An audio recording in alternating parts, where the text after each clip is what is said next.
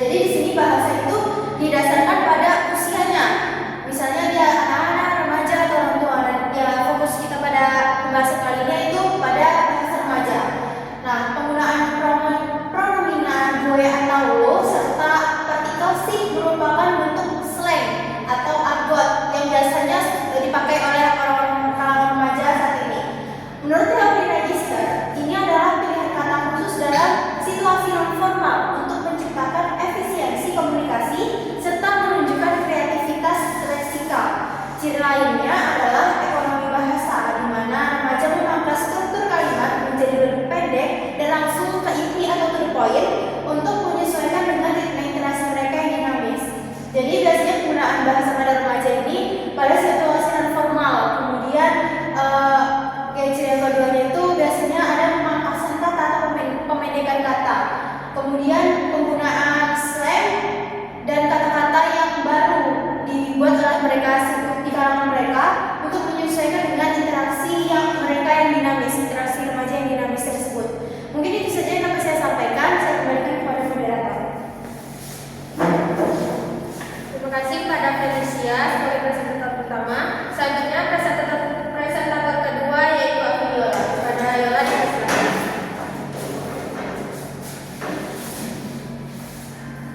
Baiklah, saya akan melanjutkan penjelasan dari kasus sebelumnya, yaitu adalah analisis fungsi sosial dalam kasus tersebut.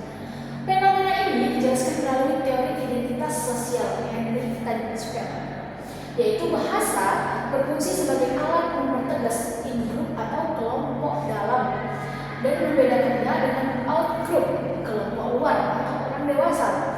Selain itu, berdasarkan communication accommodation theory dari Howard Gillis, remaja melakukan konvergensi, yaitu menyesuaikan gaya bicara agar serupa dengan rekan sebaya guna meminimalkan jarak sosial dan meningkatkan solidaritas.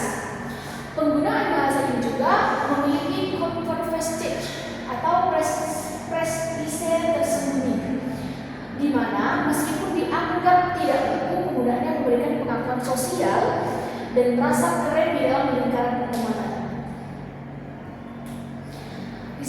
Selanjutnya ada evaluasi pandangan bahasa tidak sopan.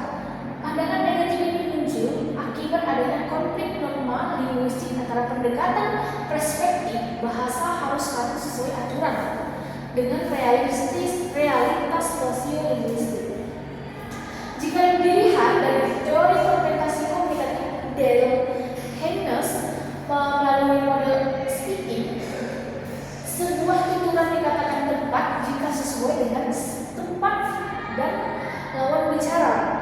Bahasa remaja dianggap tidak sopan hanya jika terjadi situasional improportance atau ketidaktepatan situasi, seperti menggunakan kepada orang yang lebih tua atau dalam tone resmi.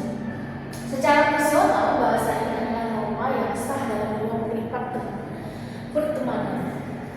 Baiklah, itu saja yang dapat saya sampaikan. Saya kembalikan ke moderator.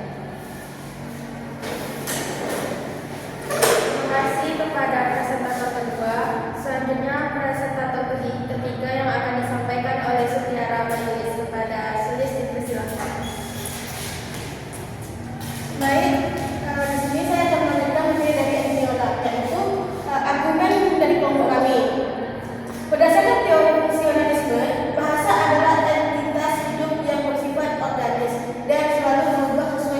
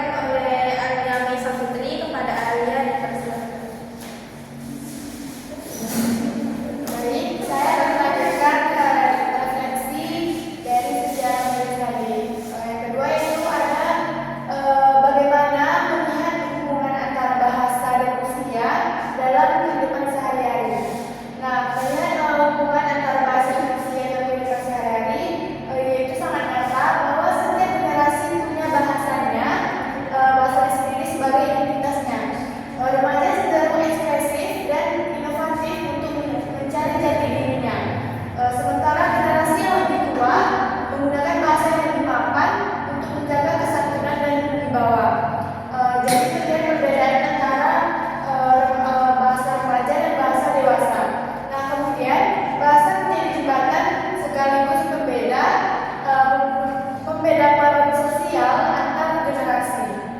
Refleksi yang ketiga itu bagaimana sikap terhadap variasi bahasa yang berbeda.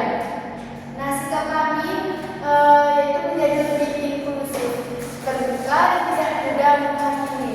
Menghargai variasi bahasa berarti menunjukkan prasangka linguistik dan mengakui latar belakang identitas orang lain. Kemudian selama bahasa digunakan sesuai tempatnya, setiap variasi adalah kekayaan budaya yang patut dihormati. Baik, sekian penjelasan dari saya kembalikan ke moderator.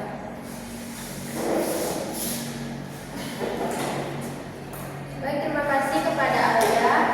Dari materi yang telah kami sampaikan tadi, kami dapatkan kesimpulannya yaitu bahasa adalah alat adaptasi yang dinamis. Fenomena campur budaya pada mahasiswa maupun tutor remaja membuktikan bahwa pilihan kata sangat bergantung pada konteks, bertujuan mengakrabkan, bertujuan keakraban dan identitas sosial. Kesalahan berkomunikasi ini bukanlah pada variasi bahasa yang digunakan, tetapi pada ketidaktepatan penempatan situasi berbicaranya. Memahami keberagaman